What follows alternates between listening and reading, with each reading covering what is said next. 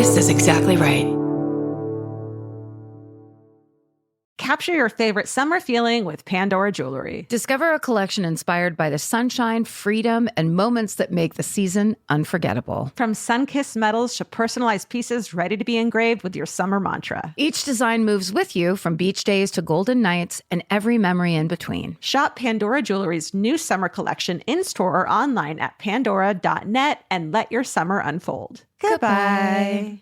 If you're thinking about your bra all day, you're probably wearing the wrong bra. Your bra should clock in, do its job, and clock out. That's where Honeylove comes in. Honeylove is an independent, female-founded brand with products designed by women who actually wear them. Honeylove recently launched their new crossover contour bra, which features their best-selling wireless crossover bra design, plus built-in molded light foam pads for extra support and a beautifully contoured shape. And Honeylove is now offering a crossover triple bra bundle. You can get huge savings by buying 3 at once. But Honeylove doesn't just make bras and shapewear. They built a full line of tanks, bodysuits, and underwear with supportive structure, smoothing fabrics, and premium finishes. Treat yourself to the most advanced bras and shapewear on the market. Use our exclusive link to save 20% off Honeylove at honeylove.com/MFM. That's honeylove.com/MFM. After you check out, they'll ask where you heard about them. Please support our show and tell them we sent you. Experience the new standard in comfort and support with Honeylove. Goodbye. Hey everybody, here's the thing about other home security systems. They're all designed for after the window breaks, after someone's inside, after you get the notification, after the police come. SimpliSafe is the first system designed for before, stopping a break-in before it even begins. That's right. Unlike traditional security systems that only alert you after a break-in is already underway, SimpliSafe is designed to help prevent the crime before it starts. Their cameras can detect suspicious activity at the perimeter and alert live U.S.-based agents. Then SimpliSafe's agents assess the threat, intervene, speak through the camera to scare off the intruders, and call for 911 dispatch. That's right, and SimpliSafe has been protecting your world for 20 years, everybody. So celebrate their anniversary and save 60% on your new SimpliSafe system at simplysafe.com/stuff. That's 60% off, you guys, at simplysafe.com/stuff. Plus, when you order, write in our show name and the How Did You Hear About Us survey to let them know that we sent you. Don't forget, there's no safe like SimpliSafe. Get into the Hyundai Getaway Sales Event and get away with a deal so right, it almost feels wrong. Right now, you can get great deals on Hyundai's most popular models, including the adventure-ready SUVs like the Hyundai Santa Fe or Santa Fe Hybrid and the Tucson or Tucson Hybrid. Plus, there's the bold and stylish Elantra loaded with the latest tech. Or go all-electric with the Ioniq 5 or the Ioniq 9. So get down to your local Hyundai dealer and get away with a deal you'll love during the Hyundai Getaway Sales Event. Visit HyundaiUSA.com for details. Goodbye.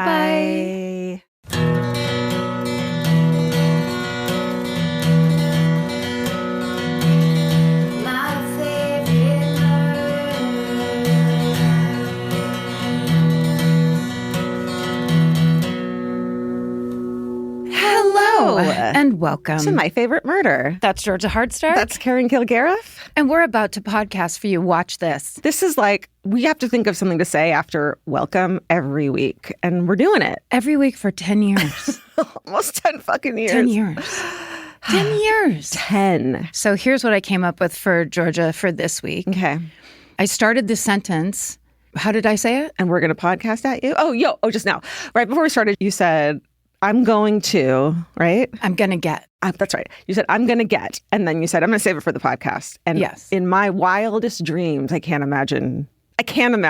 Top 3. I'm going to get another tattoo.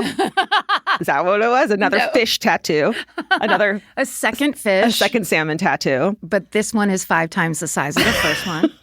I'm going to get ready to walk out of here. Yeah. Storm out.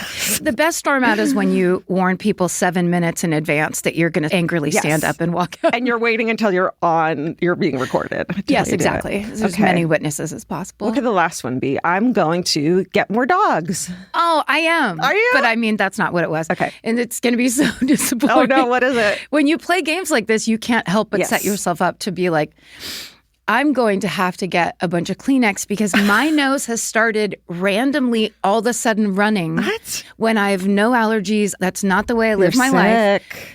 No, all of a sudden, just it's menopause. Do you know? It's this single stream of just something coming out of your nose. You're like, what the hell? And is then that what it is? Dab, dab, dab. Yeah. Is that a thing too? Yes. Can we just blame everything on menopause now? That would be really... I mean, I kind of do already. Our but nose is going to start running? It's the thing you used to talk about during the show where you're like, I have to have Kleenex because all of a sudden my nose will just run. And I'm like, okay. Okay. And then like some point this weekend, I was just sitting outside, literally like sipping a Diet Coke. And it was like, my God. Onto my lip.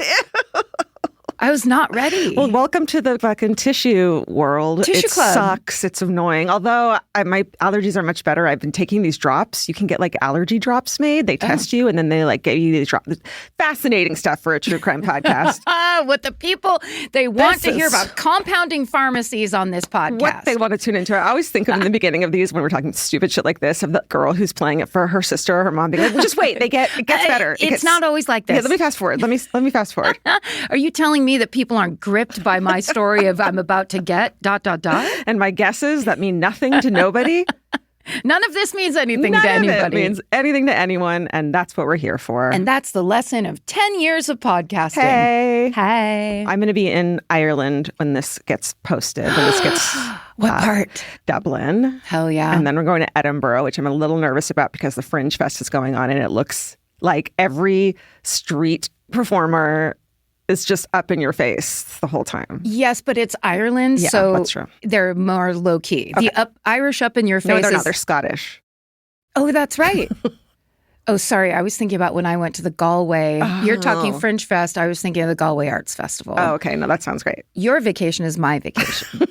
This world. I'm going to the same my world. Places. Edinburgh is one of the greatest cities there is. Yeah, I'm really excited. Have you been before? I went as a broke 25-year-old with my friends who were doing a festival tour all over Europe. And so I just like bummed along with them. Yes. So I didn't have any money for anything. We were there for like 24 hours. So now I'm going back all fresh. We're going to see Oasis on Vince's 50th birthday. So excited. This is it. Are you going to throw your beer cup full of pee? Remember that moment? No, they always, oh my God. Beer, that's the thing. Thank God that doesn't happen at My Favorite Murder live shows. Well, we don't, I mean, not anything's yet. possible.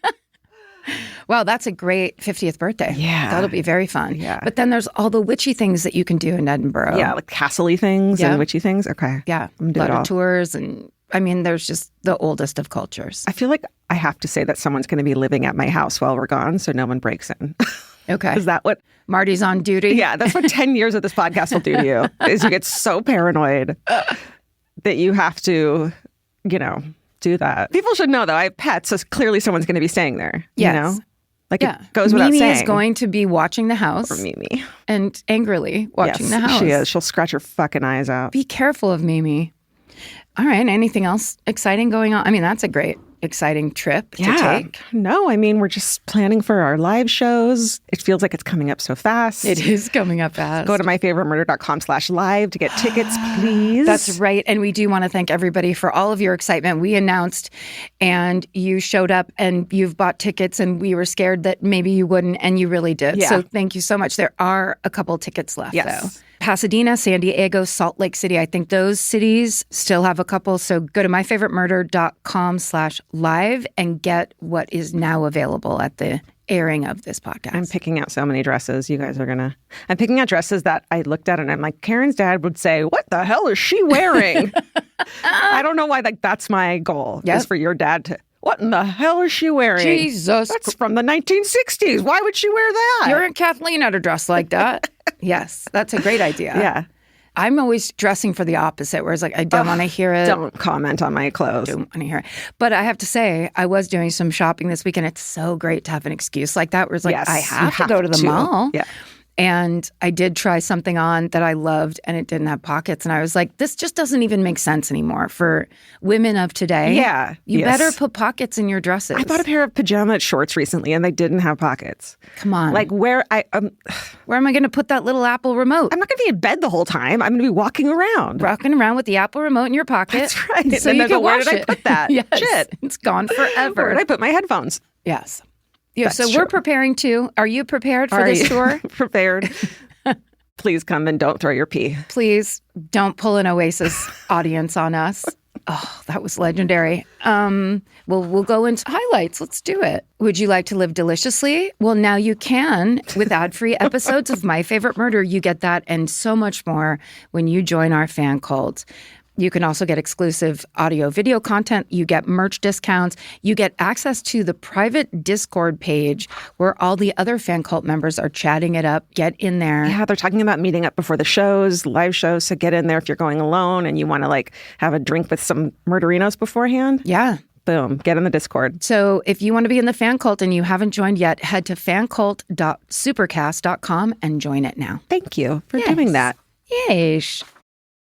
Capture your favorite summer feeling with Pandora Jewelry. Discover a collection inspired by the sunshine, freedom, and unforgettable moments that make the season so special. Whether you're planning a weekend getaway, gathering with friends, or simply soaking up every sunny day, Pandora Jewelry offers meaningful pieces designed to celebrate your unique story. From sun-kissed metals that catch the light beautifully to personalized pieces ready to be engraved with your summer mantra, every detail is crafted to help you express yourself with confidence and style. Explore charms, bracelets, rings, necklaces, and more, thoughtfully designed to complement every adventure and occasion. Each design moves with you, from beach days and road trips to rooftop dinners, golden nights, and every memory in between. Layer your favorite looks, mark life's meaningful moments, and create lasting reminders of a season you'll never want to forget. Find the pieces that reflect who you are and where this summer takes you. Shop Pandora Jewelry's new summer collection in-store or online at pandora.net and let your summer unfold. Goodbye. This podcast is brought to you by Squarespace. Every successful small business starts with someone saying, I wonder if people would actually buy this. Squarespace gives you everything you need to find out. From consultations to events and experiences,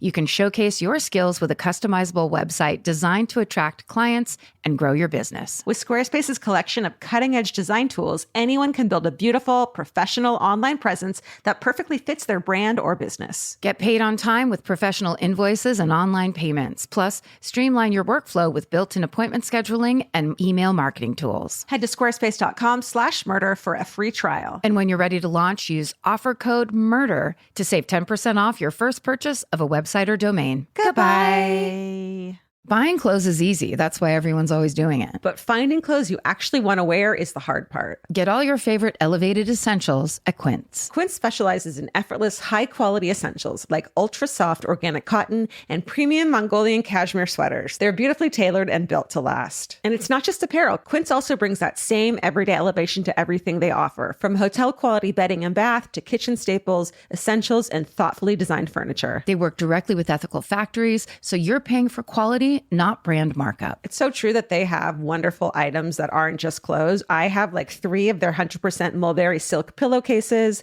I've bought throws from there. I've bought bedding from there. And it is just as great quality as their clothes and super affordable. Upgrade your everyday. Download the Quince app for app-exclusive offers or go to quince.com/MFM. Get free shipping on your order and 365-day returns. Now available in Canada and the UK too. QUINCE.com/MFM. Goodbye. The right piece of furniture can completely change your room. And your life. It's amazing what one good couch can do for morale. And that's why there's Article. Article makes it effortless to create a stylish, long-lasting home at an unbeatable price. They take great care in curating their collection, focusing on pieces that stand the test of time. There's no filler. Every item is chosen for its craftsmanship, design, and lasting value. And with Article's 30-day satisfaction guarantee, you can shop with confidence, knowing that if you're not completely in love with your new furniture, you can easily return it. I recently needed to replace my old outdoor dining room table and chairs, so of course I went straight to Article.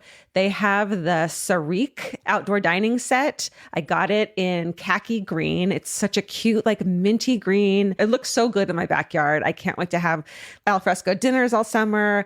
You know, we can carve pumpkins on it in fall. It's so beautiful. Article knocked it out of the park once again. Article's offering our listeners $50 off your first purchase of $100 or more. To claim, visit article.com/murder and the discount will be automatically applied at checkout. That's article.com/murder for $50 off your first purchase of $100 or more. Goodbye. All right, well, this is a solo episode because it's summer, it's vacation, the live shows are coming up. So you tell me a story. That's right. It's my chance to shine. Now, there was a very famous movie very recently about these murders that I'm going to tell you about. We begin today in Osage County, Oklahoma, home to the Osage Nation. Holy shit. This wasn't always the Osage Nation's home in the 1870s. After having already been pushed out of their ancestral lands in what are now Missouri and Arkansas, the Osage are then forced to relocate from Kansas to eastern Oklahoma on land that white authorities have deemed worthless for farming. But decades later, underneath that same worthless land, oil deposits are discovered. So when the Osage realize that they're sitting on a gold mine, they meet with the federal government and shrewdly negotiate to maintain their reservation's mineral rights, flipping a very racist power dynamic on its head. So in 1923 alone, those oil royalties brought in around $30 million for the Osage Nation. Whoa. Do you want to guess what that would be in today's money? 175. $480 million. Shit. Yes. And that's in 1 year. The person who did the accounting, the fucking white man who did the accounting, was like, just send them there. Yes. Fired. Well, because, yeah, exactly. They're like, this is not our colonial plan where we're trying to oppress these people. Right. So how the Osage decide to handle it is they pool that money and then they divide it equally among the 2,229 people listed on the official Osage tribal roll. Wow. Everybody gets a cut. Damn. And there's more than enough to go around. That is fair. Yes. And so each person's share become known as their head rights. And we'll refer to head rights kind of for the rest of the story. Okay. So by the 1910s and into the 20s, the Osage were said to be the wealthiest people per capita in the entire world. Oh my God. Like, that's amazing. Yes. But of course, with that money came an increase in tribal member deaths. Between 1907 and 1923, it's estimated that members of the Osage Nation died at about 1.5 the national rate. Okay. And many of these deaths were suspicious. But as grieving families fought for accountability and justice, they were often dismissed by the white authorities. No shock there. Writer Dennis McAuliffe Jr. is an Osage tribal member who learned that his own grandmother's 1920s murder was covered up as well. Holy shit. And he writes, quote, deliberate poisonings were chalked up to drinking bad liquor. Shootings got labeled as suicides. Autopsies were often skipped, burials rushed, and death certificates falsified. Wow. So then in the early 20s in Osage County, driven by the persistence of the Osage people, one of the FBI's very first major homicide cases is going to be investigated. And decades later, it will serve as the subject of David Grant's best-selling book, Killers of the Flower Moon, which was then adapted into Martin Scorsese's 2023 Oscar-winning film. This is the story of the Osage oil murders. Wow, this is an epic. Right? This is, yeah, good job. Because when we're doing solos, we still want to give the people what they want. I definitely, you want a little bit of a showstopper. Right? Right. Jazz hands all around of talking about what is essentially, it typifies a true crime story in the most government signed on worst way, horrifying way possible. Yeah, like, people say that the government's not after you. And it's like, well, here's a story where they literally are after you. Entirely kind of like, you say government, say, your town, whatever it is, where it's so much worse than you can even begin to imagine. So we begin today with the Osage family that play key figures in this FBI investigation and whose experiences serve as the backbone for the book Killers of the Flower Moon. The patriarch of this household is Nakaisewai, who prefers his Osage name, but many people call him Jimmy. Again, colonialism. So he passes away before much of our story takes place, and his widow is named Lizzie Q, and they have 4 daughters together that are born in the 1880s and early 1890s. The oldest daughter is Anna, then there's Molly, followed by Minnie and Rita. And we spend most of our time in this story with Molly, who in Scorsese's movie is played by Lily Gladstone. Yes, amazingly. And she earned lots of awards for that portrayal, and she became the first Native American woman ever to be nominated for an Academy Award for Best Actress. Wow. And she won the Golden Globe for the same category. Amazing. So lots of firsts and groundbreaking, kind of glass ceiling breaking took place during that. which is amazing. And also just the fact that getting this story to the general public is the kind of history that we all need to learn. So Molly's family experiences this huge transformation of Osage County firsthand. They lived in the abject poverty after being pushed out of Kansas and forced by the government to assimilate into mainstream American culture, which meant that they had to either abandon or hide their Osage identities, customs, traditions, or else food and funds would be withheld. Jesus. Then, when Molly's around 10 and her sisters, being close in age to her, are also close to that age, that's when the oil's discovered. Suddenly, Osage families go from barely scraping by to moving into large homes that are often staffed with white domestic servants. Damn. I mean... God, what a fucking moment. What a moment. This should be a TV show. That should be like a TV the upstairs, show. Downstairs kind of style thing? Absolutely. Is it a comedy? I think it could be. Okay. I think the people who made Reservation Dogs could easily give us a kind of a retro, let's capture this for the moment that it is. Yeah. All right. There's your pitch. Not for me to say, though. Not for me to pitch. But, okay. So there's nothing that a member of the Osage Nation who's getting a cut of this oil money can't buy, including couture from Paris, expensive cars, and chauffeurs to drive them. Oh, my God. Anything that basically you could dream of. One New York newspaper reports that, quote, lo and behold, the Indian, instead of starving to death, enjoys a steady income that turns bankers green with envy. Jesus. Yeah. End quote. So this materializes as an influx of white settlers into Osage County. In the 1910s and 20s, their numbers swell, and many of these transplants are bad news. An FBI report will later note that, quote, the rich oiled fields produce not only an abundance of oil, but also grift, easy money, gambling, whiskey, and parasites bent on milking the Osage out of all he owned. So that's pretty typical. Yeah. But these schemes used by white settlers are endless. Some open businesses that sell goods or services to Osage customers at extremely inflated prices. There's also a rash of robberies and con men in the area. And then there are also these so-called guardians who are mandated by the federal government. So guardians are basically white people who monitor Osage men and women's bank accounts because the government has deemed them, quote, incompetent when it comes to handling their oil wealth. Wow. So it's in the bank, and they still have to have someone keep an eye on it. A white man. Yeah, they force someone to. Yeah. To keep tabs. It's not only overtly racist, these so-called guardians aren't trained accountants. Right. Many of them are just local white businessmen, but they oversee every aspect of their ward's spending, approving or denying whatever expenditures they see fit. What? It's so infuriating. So I bet they can't just take all their money out and leave. You know what I mean? Where you're thinking go move to New York City. It's like they don't have access to that money, even though it's theirs. Yes. I'm sure. Their spending is controlled in a way that serves the white infrastructure. And unsurprisingly, many of these guardians abuse this power and steal directly from Osage accounts. Another type of grifter are the white settlers, typically single men, who swoop into Osage County looking to marry into oil head rights. Wow. By law, head rights can only be passed along through an inheritance or marriage. They cannot be sold or given away. So joining an Osage household is a direct way for white men to access the oil money, as they often wind up serving as the guardian for their Osage wives. Right. So love, it's like everything is a scam. Wow. Everything. So by the late 1910s, Molly and her sisters, Anna, Minnie, and Rita, are in their late 20s to early 30s. Like every Osage person, they know that white people are here to swindle and con them. Sure. So trust is not something that comes easily. But at the same time, there's only around 2,000 people on the official tribal roll. And so the number of young, eligible Osage men and women is a small pool.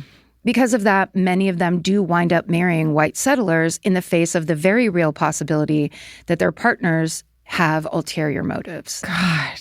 Nasty. Just like the worst feeling. God. Absolutely. It's like, I'm going to hold out and wait for the biggest sociopath who is the most convincing to basically be like, no, but I really love you. But this time it's real. even though look around. Oh my God, how terrifying. Horrible. So in 1917, when Molly's around 30 years old, she meets a World War I vet named Ernest Burkhart. He is in his mid-20s and he's new to town. So at first, Molly's not so sure about Ernest. He's a good-looking guy. In the movie, he's played by Leonardo DiCaprio. Yes, he is. And he's often described as simple and passive, which probably makes him feel safe to Molly. Totally. Right? He's not a scheming and like smooth talker. Yeah. Also, given the power he would have over their household, it seems to be a green flag that Ernest doesn't seem particularly shrewd or ambitious. It also doesn't hurt that Ernest is the nephew and sort of adoptive son of one of the most powerful men in Osage County, a man named William King Hale. So Hale is in his 40s, and he's a white cowboy from Texas who's got a rags to riches story that mirrors the Osage's own rise to wealth. He started out leasing grazing land from the Osage tribe and slowly acquired more acres and more cattle, and then a bank, and then a general store, and ultimately he became one of the county's wealthiest ranchers. It's unclear, though, if he came by all of that money honestly every time in every deal. Dennis McAuliffe Jr. reports that, quote, a portion of his fortune allegedly came from insuring his pasture for $1 an acre and having his cowboys torch 30,000 acres in one night. Holy shit. Yeah. But in the area and the county, Hale has a great reputation. He's seen as easygoing and generous, the kind of guy who donates to schools, gives money to build hospitals, and positions himself as the, quote, best friend of the Osage. So like a lot of scheming going on in town. Yeah. A lot of high level. Yeah. It's kind of that thing where when people get scammed and then they're so embarrassed or like, how could I fall for it? It's like, because the person who was scamming you was dedicated their life to scamming you. That's what they do. Right. So you're just like, you're having this like, oh my God, we won the lottery, except for it turns everyone into an enemy. Right. So Molly and her family know William Hale very well. So when Ernest begins to pursue Molly, there's some just kind of pre-established trust. She figures that Ernest must like her for her and not her money because he doesn't need the money. William Hale will always take care of him, presumably. Okay. So Molly eventually marries Ernest, and they do seem like a loving couple. She has diabetes, which can be fatal at that time. Right. So she depends on Ernest to care for her. And even though Molly speaks English fluently, Ernest learns to speak the Osage language so that the two can communicate in her native language. Oh, okay. An act of love. Yeah. Some might say. One would think. One would like to assume. Right. Capture your favorite summer feeling with Pandora Jewelry. Discover a collection inspired by the sunshine, freedom, and unforgettable moments that make the season so special. Whether you're planning a weekend getaway, gathering with friends, or simply soaking up every sunny day, Pandora Jewelry offers meaningful pieces designed to celebrate your unique story. From sun-kissed metals that catch the light beautifully to personalized pieces ready to be engraved with your summer mantra, every detail is crafted to help you express yourself with confidence and style. Explore charms, bracelets, rings, necklaces, and more, thoughtfully designed to complement every adventure and occasion. Each design moves with you, from beach days and road trips to rooftop dinners, golden nights, and every memory in between. Layer your favorite looks, mark life's meaningful moments, and create lasting reminders of a season you'll never want to forget. Find the pieces that reflect who you are and where this summer takes you. Shop Pandora Jewelry's new summer collection in-store or online at pandora.net and let your summer unfold. Goodbye. This episode is supported by FX's The Shards, a seductive drama from executive producer Ryan Murphy. Set in 1980s Los Angeles, the series follows a group of glamorous, deeply entangled high school seniors drawn into a life of wealth, beauty, parties, and excess. At its center is Brett, whose reality begins to unravel when the arrival of a new student coincides with a series of mysterious murders. FX's The Shards, now streaming on Hulu. Goodbye.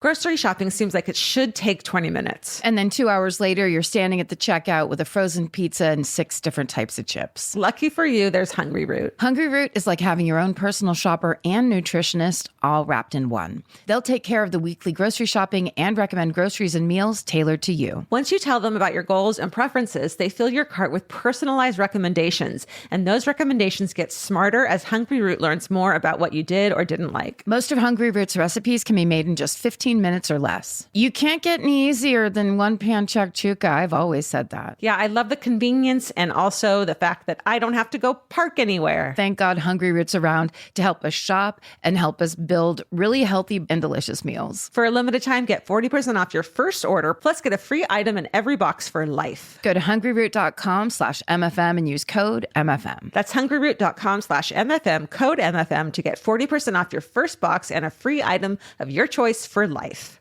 Goodbye. There's nothing better than just laying around. Whether you're fully horizontal or at a slant, it cannot be beaten. Unless, of course, you have a Lola blanket. Lola is the world's #1 blanket, crafted with ultra-soft luxury vegan faux fur and a signature 4-way stretch that sets it apart. Their products are machine washable and double hemmed for durability, and they stay flawless. No pilling, no shedding, even after repeated washes. And there's more. Lola also makes weighted blankets, matching pillow sets, and super soft pet beds. Lola is a great go-to gift. It's personal, beautiful, and something your loved ones can actually use every day. For a limited time, our listeners can get 40% off select Lola Blankets products with code MFM at checkout. Just head to lolablankets.com and use code MFM to get 40% off your order. After you purchase, they'll ask you where you heard about them. Please support our show and let them know we sent you. Wrap yourself in luxury with Lola Blankets. Goodbye. About a year later in 1918, Minnie, who's Molly's second youngest sister, suddenly dies. She was only in her late 20s. She'd always been very healthy. The white doctors, chalk it up to, quote, a wasting illness, and that's that. They never look further into it. Wasting illness. Mm-hmm. Okay. Just a few months later, Minnie's widower, who's a white man named Bill Smith, marries the younger sister, Rita, who's the youngest daughter in Molly's family. It sounds weird, but it's actually an antiquated custom that many cultures around the world practice, which is kind of like if someone dies, you marry back into the family through another sibling. Okay. So Minnie's head rights are now split between their mother, Lizzie, and Minnie's widower, Bill. And now Bill also has claim to Rita's head rights. 3 years later, it's 1921. Molly and Ernest now have 2 small children, and Molly's mother, Lizzie, has moved into their house. But Molly's oldest sister, Anna, is struggling. She's recently divorced a white settler named Oda Brown, and her sisters have noticed that she's been drinking a lot lately. And then in May of that year, Anna goes to visit Molly and Ernest, and she gets a ride home from Ernest's brother, Brian, who she's actually gone on a few dates with. After that, Anna vanishes. Her family members don't hear from her for several days, which is extremely out of character for her. A week later, squirrel hunters find the body of 36-year-old Anna dumped in an Osage County ravine. Oh, God. She's been shot twice in the head, and even though there are no exit wounds, the white doctors who perform her autopsy can't seem to find the bullets in her skull. God, like her last moments realizing that it was all a scam. They've been betrayed. Her sister's husband, who's about to go back to her, is fucking... It's her sister's husband's brother. Oh, got it. Okay. Is one away. But still, you're totally right, where it's like all of a sudden it all is a plot. Yeah. Like this is the confirmation she can't tell anybody. Yeah. Horrifying. So those bullets could be critical evidence, but of course they just simply, quote unquote, can't find them. On the same day that Anna's body is found, a second body is found under some brush near the town of Pawhuska, which is also in Osage County. The victim here is male, but like Anna, he is Osage. He's wealthy. He's in his 30s, and he's been shot twice in the head. There's a letter addressed to a Charles Whitehorn in his pocket, and that's how authorities identify him. So these 2 murders send shockwaves through the Osage Nation. And the expectation, of course, is that both deaths will be properly investigated and the perpetrators will be brought to justice. But despite a few people being brought in for questioning, including Anna's ex-husband and Ernest's brother, Brian, the man who drove Anna home the night she went missing, no one is charged in either case. And police don't even determine whether or not the murders are connected. 2 bullets each. Yep. And maybe they're not connected. Same exact day. Same MO. Right. Same day. Right. Yeah. In July of 1921, about 2 months after those bodies are found, the inquiry into Anna's death is officially closed with the determination that she was murdered, quote, at the hands of parties unknown. Jesus. That's just as far as it's going to go. Close the case. Yeah. Cold case closed. This is the same verdict reached in the Charles Whitehorn investigation. So with the white authorities failing to take real action, the victims' loved ones are forced to investigate themselves. So that is the advantage of this oil boon, is that now instead of being put in this place of like having to beg people, they can hire private investigators. So that's what they do. Both families hire private investigators, and they soon uncover a bombshell. It turns out that Anna was pregnant at the time of her murder. Oh, shit. No one knows who the father might be. So now the families post rewards for any information that could help solve the cases, with Molly's family offering $2,000, which is $35,000 in today's money. Yeah.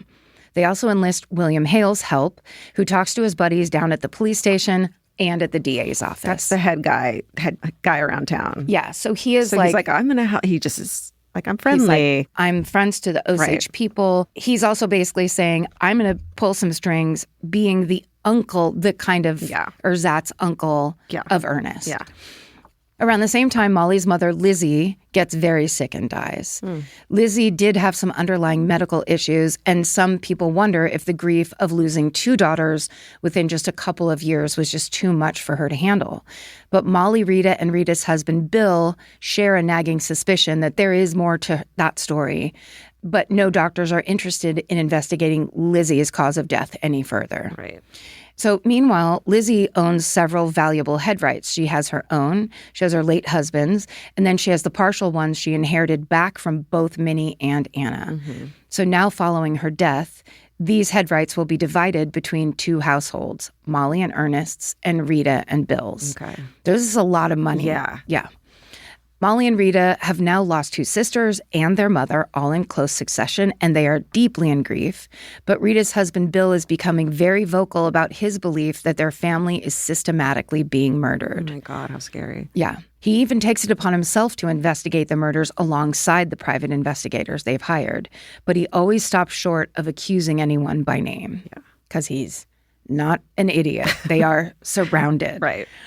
Meanwhile, across the county, more members of the Osage Nation are dying under strange circumstances. In 1922, a 29-year-old champion steer roper named William Stepson picks up the phone at his home in the Osage County town of Fairfax, where he lives with his wife and two children, and he receives some sort of message that then prompts him to leave the house immediately. When he comes back later that night, he is very, very sick. He dies within hours of making it back home. So someone called and we're like, you got to get over here. And then something nefarious happened. Yeah. Okay. And he makes it back home just basically to die at home. Jesus. Many Osage immediately suspect William was poisoned that night. But beyond hiring private investigators and posting rewards, there are very few avenues to meaningfully investigate, as local police just refuse to acknowledge the possibility that it was a murder. A few months later, an Osage man in his 30s named Joe Bates starts, quote, frothing at the mouth after drinking whiskey he'd purchased from a stranger. He collapses and dies not long after, leaving behind a wife and 6 kids. The Osage Nation suspects yet another poisoning, but again, local officials decide not to investigate. So now the Osage Nation have completely lost faith in the local white-run institutions, and they basically feel forced to take matters into their own hands. So about a month after Joe Bates's murder, tribal leaders enlist a white 55-year-old oil man named Barney McBride, whom the Osage trust and consider to be an ally, to head up to Washington, D.C. and lobby the federal government to send investigators to Osage County. But shortly after arriving in D.C., Barney is ambushed, stabbed to death, and dumped in an alleyway. Holy okay, that now you're like, we're not being paranoid. No one's being paranoid. They weren't being paranoid the first time, and now it's just like confirmation after confirmation. Oh, how terrifying. And the suspicious deaths continue. In January of 1923, the body of 40-year-old Henry Rowan, who is Molly and Rita's cousin, is found north of Fairfax in his car, slumped over the steering wheel, having been shot in the back of the head. This is another clear homicide, and the police do not meaningfully investigate it. Yikes. Months later, in June of 1923, an Osage man in his 40s named George Bighart becomes very sick. He suspects he's been poisoned. And from his deathbed, he asks to see a 54-year-old white lawyer named W.W. Vaughn, who, like Barney McBride, is widely seen as a true Osage ally. And he shares with him what he claims is key information about the murders, along with a stack of incriminating documents. Okay. After George dies, W.W. Vaughn calls his wife, who has just given birth to their 10th child. Oh, my God. To tell her where he stashed some money in case anything happens to him. Because he knows. He then contacts the sheriff. He's saying he's on the way with evidence. Once he leaves that hospital, he vanishes. Yeah. That's got to be scary. That's got to be the scariest, to be that guy. Yeah. But he did it anyway. He sure did. You know what I mean? Like, he fucking did it anyway. He truly was acting on the Osage's behalf, clearly. Yeah.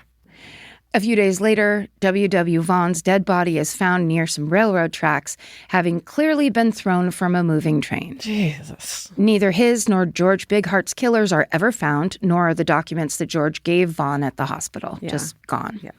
Now it's spring of 1923, and the violence and lack of accountability are so extreme that many Osage believe that white officials, the cops, doctors, politicians, all of them, aren't just covering up their white friends' murders, they're actively participating in what is like a conspiracy to ostensibly steal their victims' fortunes. Yeah.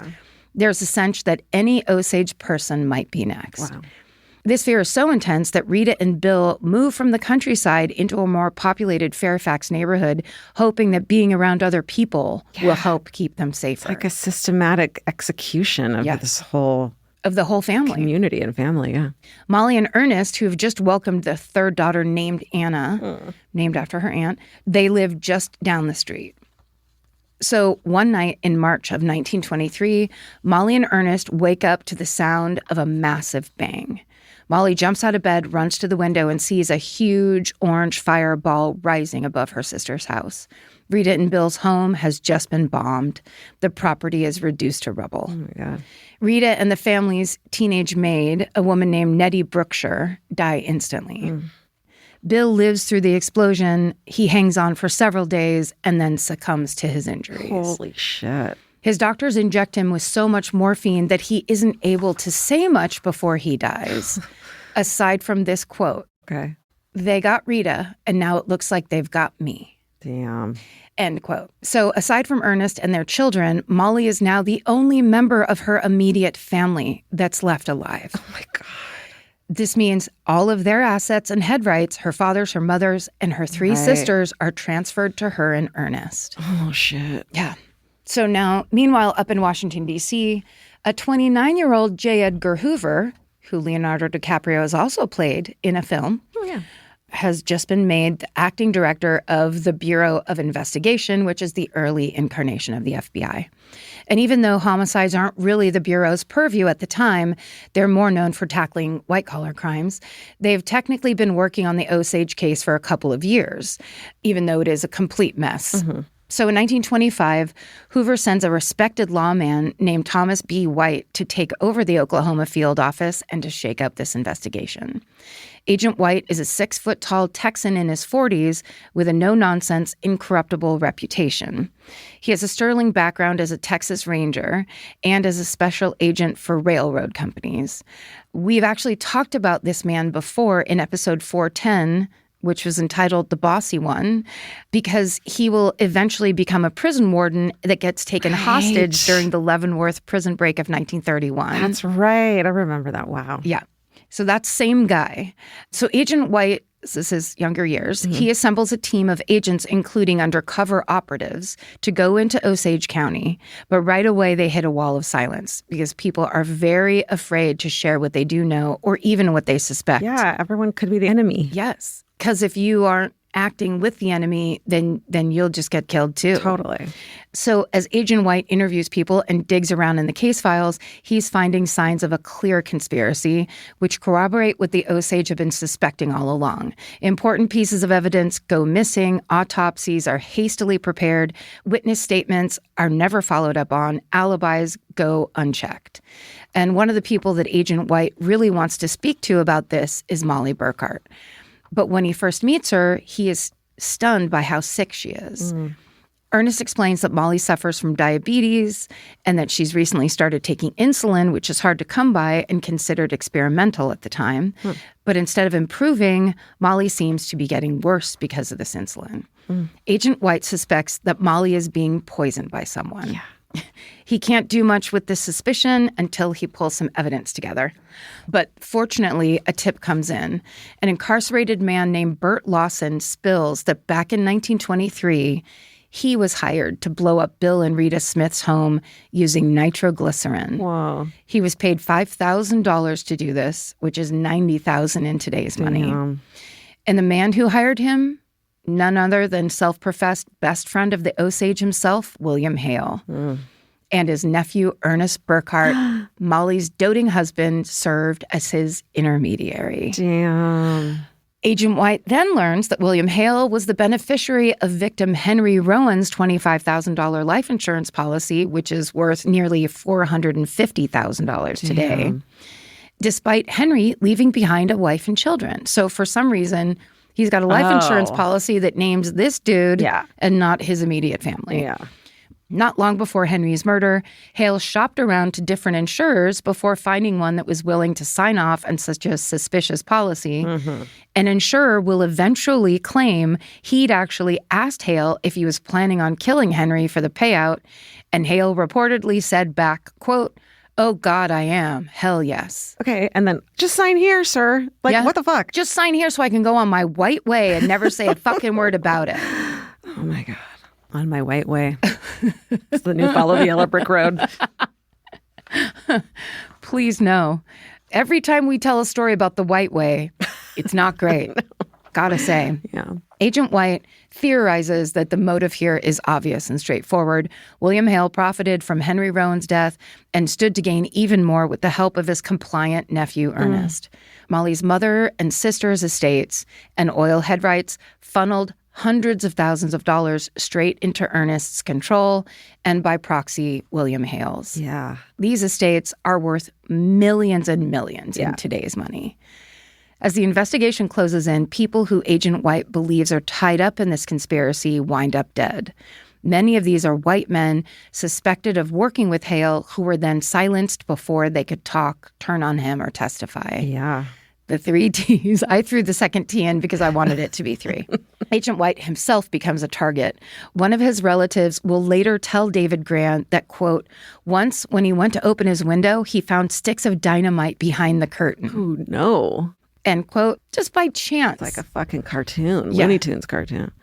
So White starts sleeping with a gun, and he keeps his head on a swivel anytime he's out in public, knowing that William Hale wants him dead and actually has enough power to make that happen in Osage County. For sure. Then Agent White starts meeting with Ernest Burkhart, who little by little starts talking. It all gets very complicated, but essentially, Ernest shares just enough to implicate one of William Hale's goons, who then in turn says just enough information about Hale and Ernest to implicate them. As the men slowly reveal more and more information, a tangled web of white settlers is exposed and taken into custody for the murders of Anna, Rita, Bill, the Smiths' maid Nettie Berkshire, and Henry Rowan. Wow. And the only reason Minnie and Lizzie's deaths are not part of this FBI investigation is because their cause of death remained unclear. Wow. Meanwhile, Molly has now become so sick that she's actually nearing death. So she's rushed to a hospital. And while she's there, her condition quickly improves. And that's how it's determined that her insulin injections were being laced with poison. Those shots were being administered by the same white doctors, known as the Shown brothers, who had, quote, treated her mother Lizzie before her death, injected Bill Smith with so much morphine following the blast that he couldn't speak, and determined her sister Minnie had died of a, quote, wasting illness. And suspiciously, the ones who couldn't find the fatal bullets in Anna's head during her autopsy. Shocking. So here's your conspiracy made real. Horrifying. Damn. And of course, these doctors just happen to have a very chummy relationship with William Hale. So in 1926, the first trial in this case kicks off, but there will be many in the coming years as prosecutors unravel this conspiracy and work to convict William Hale, Ernest Burkhart, and their accomplices. The Tulsa Tribune describes the packed courtroom as filled with, quote, well-groomed businessmen and society women, as well as cowboys in broad-brimmed hats and Osage chiefs in bearded garb. It's pretty surprising that they even were brought to trial. I mean, I would suspect that they would just never get caught and never brought to justice, but it's pretty incredible. They get brought to justice, and then in this way where people get to show up. I mean, it's why they cut people off from money, because money is power. Yeah. Money is that voice that you get to hire in a lawyer that makes that real. Yeah. So Molly herself is there, and with Hale and Ernest both pleading not guilty, she seems to be standing by her husband, presumably because she can't fathom what he's being accused of, a conspiracy to this level. And because of her support of her husband, Molly is shut out by much of the Osage community. At the same time, she's shunned by the white people who blame her for William Hale's downfall. Molly is also enduring the horrific testimony about her beloved family members and their deaths. For example, in a particularly shocking twist, prosecutors reveal in court that her sister Anna had confided in close friends the identity of her unborn child's father. Oh, shit. She believed it was William Hale's baby. No. This is a married man, so if he did get Anna pregnant, presumably because they had an affair, this suggests another possible motive for her murder. Yeah. Tragically, Molly and Ernest's youngest daughter, Anna, then dies of whooping cough around this time, and that seems to fundamentally shift something in Ernest Burkhart. He decides to rescind his not guilty plea and come clean. And he names Hale as the mastermind of this entire conspiracy, while duly admitting to facilitating the bombing at the Smith house and the shooting death of Henry Rowan. Ernest wasn't the guy who lit the fuse or pulled the trigger in either of those murders, but he found men willing to do it, and he made sure the jobs got done. And while Ernest's exact knowledge on the plan to kill Anna isn't clear, we do know that his brother Brian was directly implicated. A man named Kelsey Morrison eventually confesses, claiming that William Hale hired him to kill Anna. Kelsey testifies that Brian was right beside him as he pulled the trigger that night, and he'd even driven Anna to the ravine in Ernest's car. Oh, God. When Brian is eventually charged in connection with Anna's murder, his trial ends in a hung jury, and he's acquitted. No. The one thing Ernest does always maintain is that he had no idea that they were poisoning Molly's insulin. And no one knows if that's true or not. You gotta suspect, right? Well, yes. I mean, if other people are dying of poison, you should have suspected it before you. Totally. I mean, if you were clear on that, that would have been something you would have been all over. Yeah. Regardless, Ernest admitting to everything shifts something in Molly, of course. She can no longer cling to the hope that he is somehow innocent. She files for a divorce and refuses to ever look at him again. Wow. I mean... Yeah, no, for sure. Yeah. But good for her. The betrayal of someone you thought was it's so heartbreaking. You loved. And that you had a family with. Yeah. And it's Bill was, her sister's husband, Bill was the real deal. Yeah. It's also, did he love the kids? Who the fuck? Right. You'll never know for sure. Right. Who were you this whole time? Yeah. Could there be love if you're also then killing my mother, killing my sister? That's not how love works. No. Is your love good enough? Oh my God.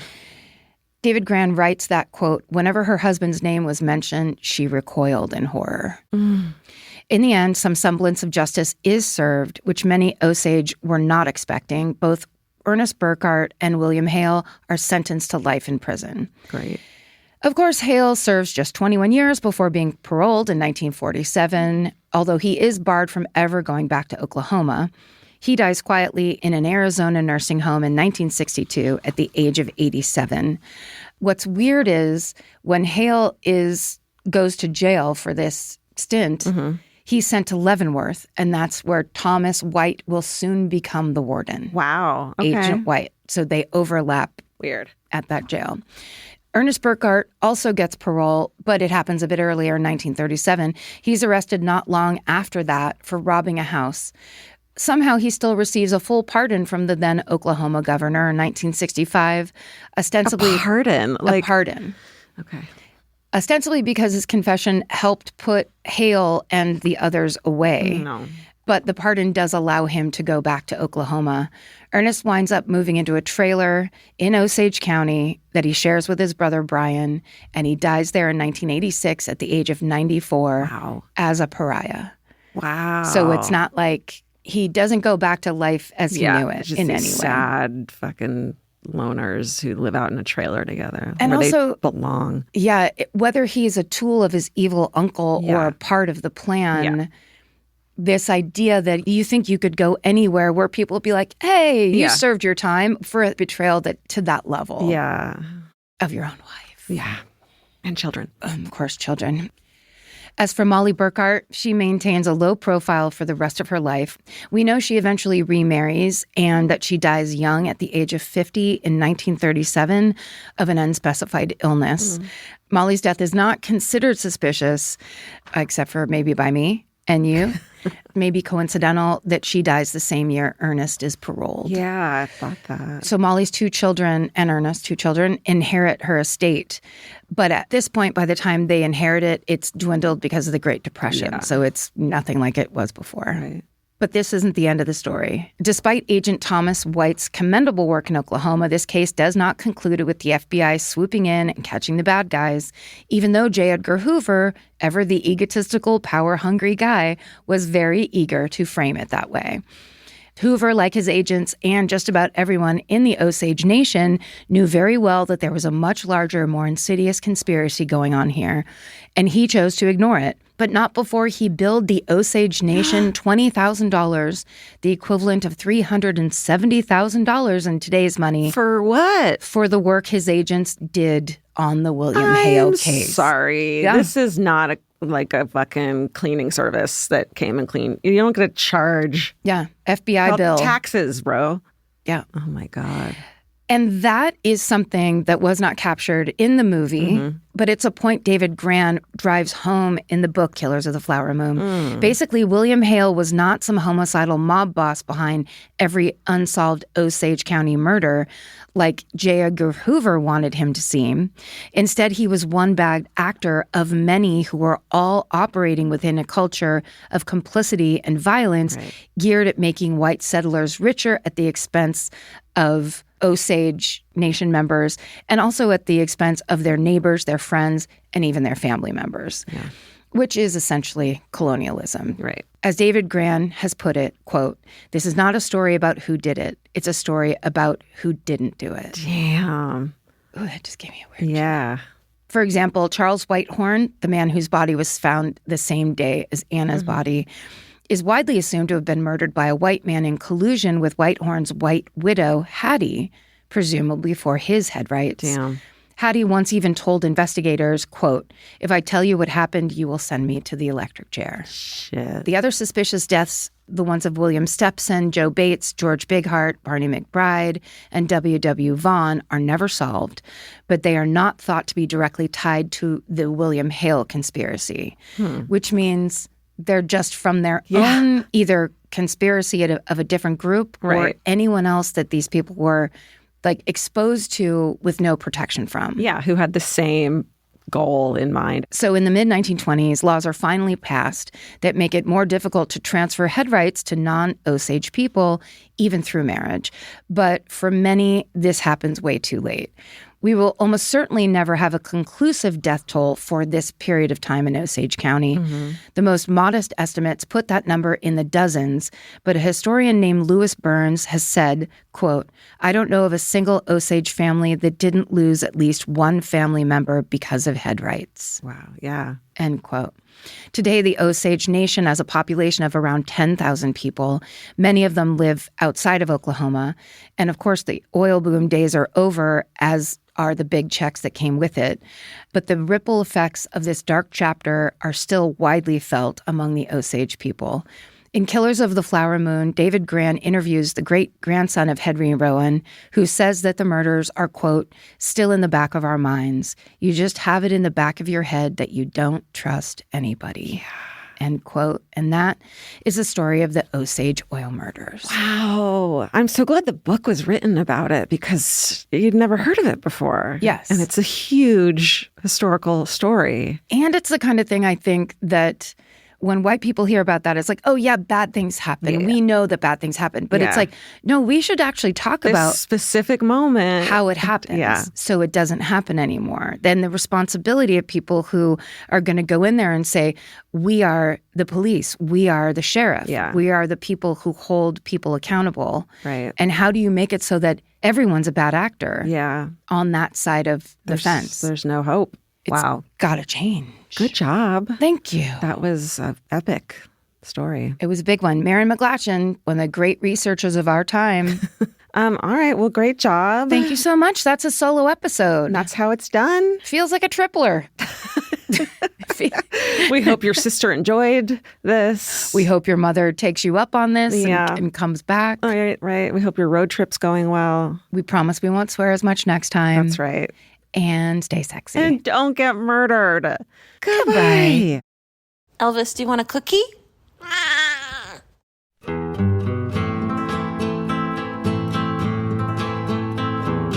This has been an Exactly Right production. Our senior producers are Alejandra Keck and Molly Smith. Our editor is Aristotle Acevedo. This episode was mixed by Liana Scolacci. Our researchers are Marion McGlatchin and Allie Elkin. Email your hometowns to myfavoritemurder@gmail.com. Follow the show on Instagram at myfavoritemurder. Listen to My Favorite Murder on the iHeartRadio app, Apple Podcasts, or wherever you get your podcasts. And now you can watch us on Exactly Right's YouTube page. While you're there, please like and subscribe. Goodbye.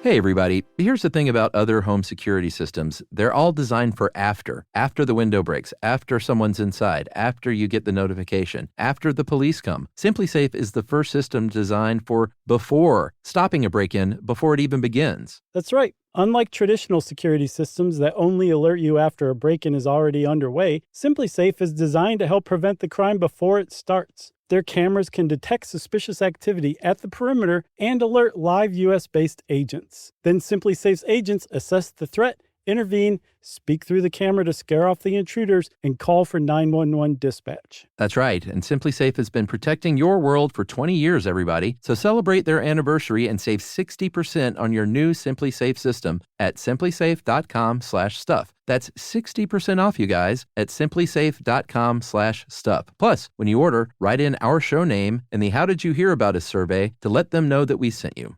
Don't forget, there's no safe like SimpliSafe.